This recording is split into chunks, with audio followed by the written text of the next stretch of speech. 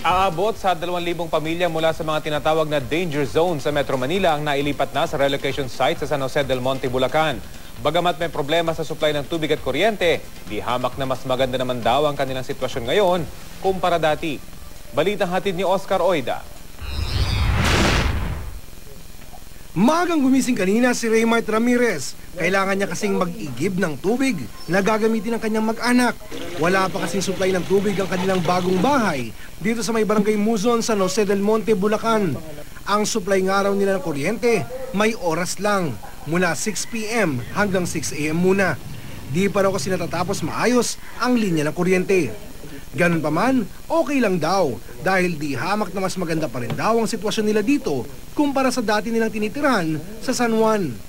Okay naman, sir. Masaya kayo? Masaya naman kahit pa paano. Bakit? Yung sarili na, tsaka okay lang naman kasi malapit lang na po yung igiban eh. Ganito rin naman ang reaksyon ng iba pang bagong lipat gaya ni Raymart.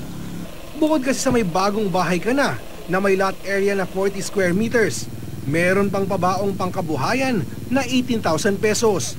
Sa unang taon, wala muna silang babayaran. Next year pa sila magsisimula magbigay ng 200 pesos kada buwan. Malapit din daw sila sa paaralan, ospital at simbahan. Yan ang pinakamimiti-miti naming susi. Nagkaroon kami ng sariling bahay.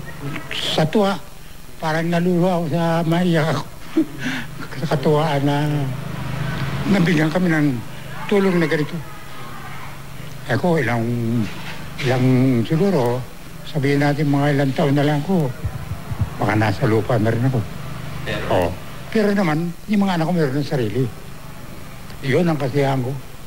Sa ngayon, may 2,000 pamilya na ang naililikas mula sa mga tinatawag na danger zone sa Metro Manila.